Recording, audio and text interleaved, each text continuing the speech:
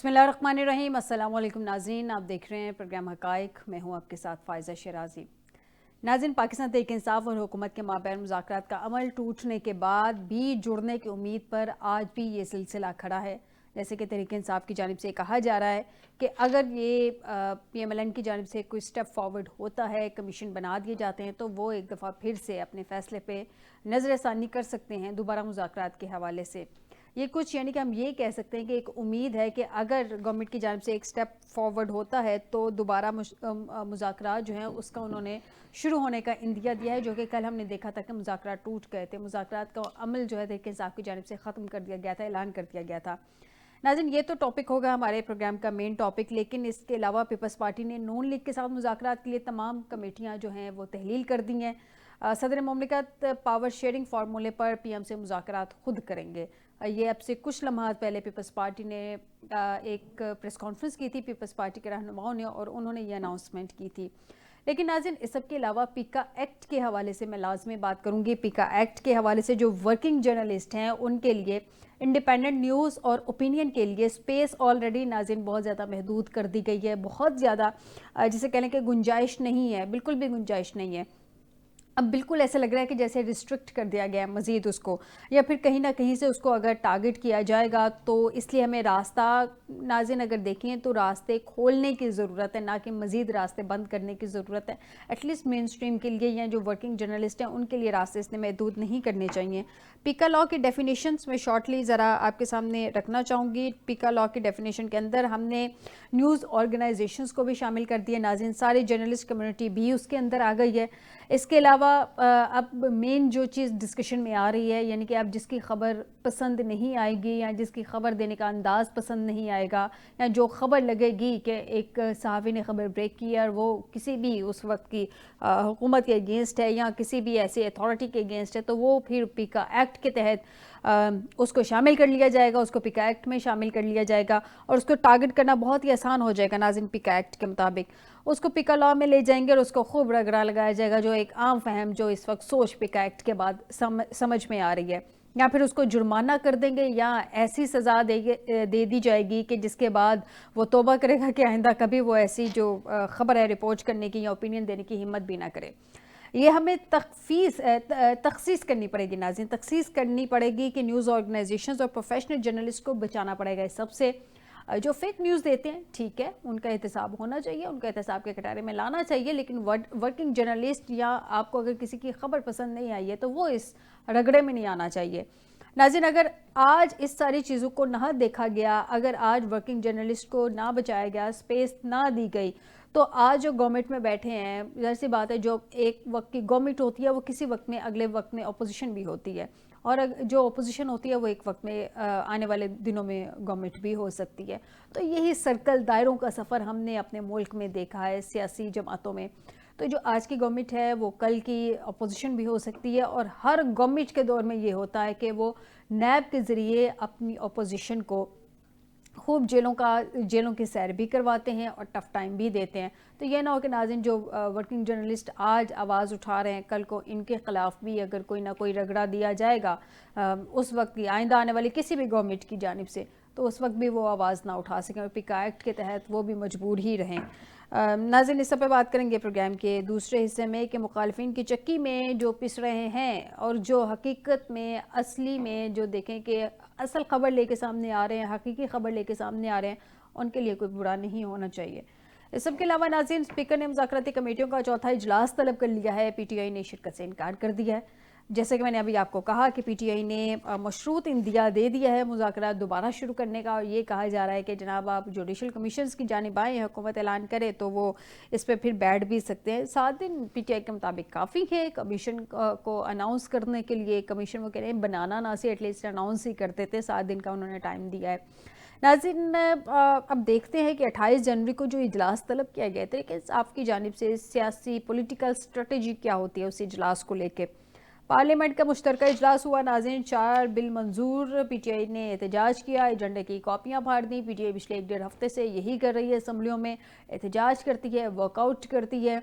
कल भी मैंने अपने प्रोग्राम में ये सवाल किया था कि आप एहतजाज करते हैं, वर्कआउट कर जाते हैं, पार्लियामेंट में खड़े होकर एहतजाज क्यों नहीं करते, वहीं पर स्टैंड करें और जो आपको लगता है کہ بل آپ کی مرضی کے مطابق نہیں ہے یا جو آپ کو لگتا ہے کہ صحیح نہیں ہے تو پھر پارلیمنٹ میں کھڑے ہو کے وہاں پہ سٹینڈ کریں, وہاں پہ کھڑے ہو کے احتجاج کریں, کوشش کریں کہ بل کامیاب نہ ہو.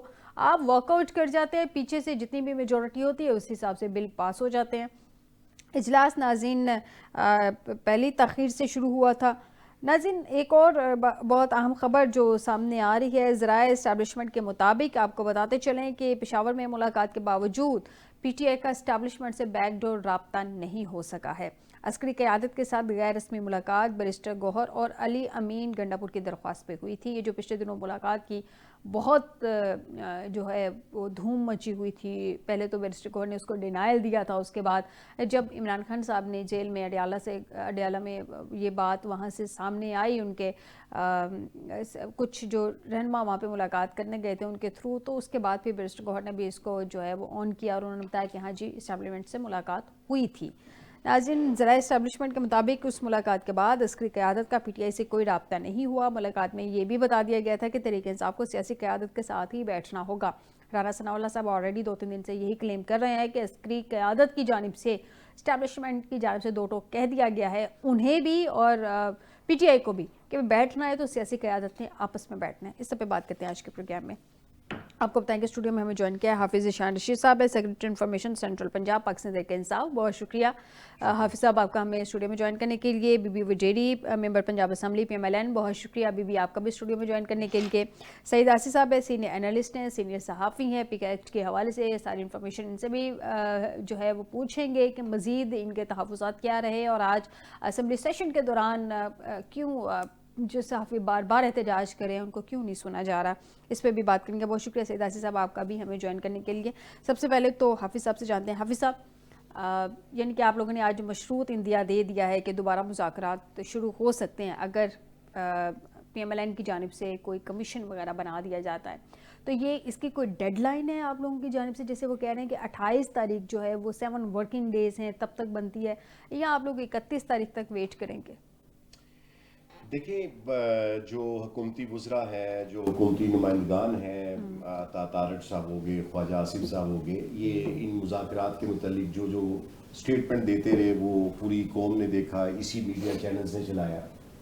تو تحریک انصاف نے اپنی جو ڈیمانڈز تھیں, جو ایک بیسک مطالبہ تھا جس میں جو 8 فروری کے انتخابات تھے اس میں جو مینڈیٹ چرایا گیا, جو انتخابی دھاندلی والا معاملہ تھا, ہم نے تو اسے واپس لے لیا. فی الفور جو انسانی حقوق کے معاملات تھے, جیسے ہمارے سینکڑوں لوگوں نے, ہزاروں لوگوں نے 9 مئی کے بعد مقدمات کا سامنا کیا, ابھی تک ٹرائل کے مرحلے سے گزر رہے ہیں, اور ہماری بزرگ لیڈرشپ جو ابھی بھی جیلوں میں بند ہے, ان کی رہائی کے لیے ہم نے بات کی, اور جو انسانی حقوق کے حوالے سے بات تھی.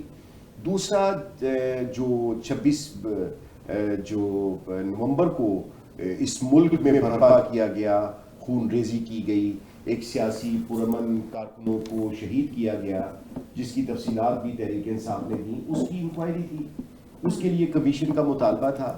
تو یہ بہت بڑے مطالبات تو نہیں تھے جن کے متعلق حکومتی وزراء کے جو اسٹیٹمنٹ دیتے رہے, جو بیانات دیتے رہے. تو تحریک انصاف نے پہلے ہی کہا تھا کہ ہم کسی لحاظ مشق کا حصہ نہیں بنیں گے.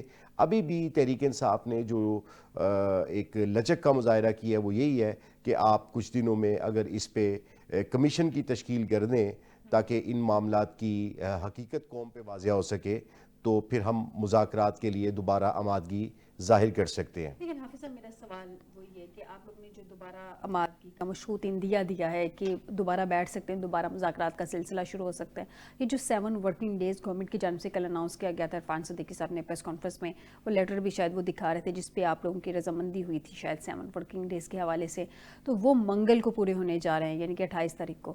تو آپ لوگ 7 ورکنگ ڈیز کا انتظار کریں گے یا آپ لوگ پھر 31 جنوری کی جو آپ لوگوں نے ڈیڈ لائن ہے تب تک کا آپ ویٹ کریں گے؟ دیکھیں تحریک انصاف نے یہ جو آخری اعلامیہ جو حکومت کی جانب سے پیش کیا گیا تھا, جس کا ریفرنس آپ کوٹ کر رہی ہیں, اس میں یہ بھی ایک شک تھی کہ جو مذاکراتی ٹیم ہے آپ اس کو بانی چیئرمین عمران خان صاحب سے ملوائیں گے اڈیالہ میں. تو ایک ایسی حکومت جو ملاقات کے لیے ایک انتظامی طور پہ اپنا اسٹور سوکھ نہیں استعمال کر سکتی, وہ مذاکرات میں یہ جوڈیشل کمیشن کی تشکیل جو تھی یہ کیسے کر سکتی ہے. اور دوسری بات یہ رہ گئی کہ جو صاحبزادہ حامد رضا تھے جو ہمارے ترجمان ہیں اس مذاکرات کے حوالے سے جنہیں عمران خان صاحب نے نامزد کیا تھا, ان کے گھر میں, ان کے مدرسے میں, ان کے ڈیرے پہ جس طرح توہین میں سلوک کیا گیا مذاکرات کی آڑ میں, پھر ایک وہ رکن اسمبلی بھی تھے, تو اس طرح نہیں چلے گا کہ ایک طرف آپ اس طرح ریاستی جبر, غنڈہ گردی, بدماشی کریں اور پھر مذاکرات کا عمل بھی جاری رکھیں.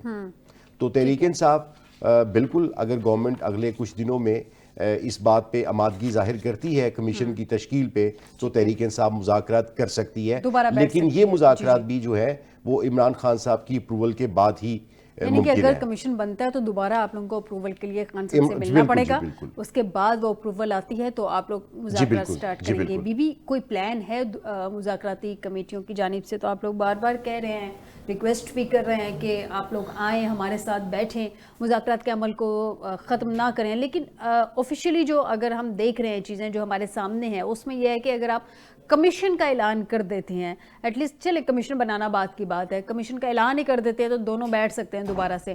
کوئی پلان ہے آپ لوگوں کا کمیشن کا یا نہیں ہے پلان؟ 28 کو آپ لوگوں نے کلین چٹھی دینی ہے کہ ہم نے کوئی کمیشن نہیں بنانا.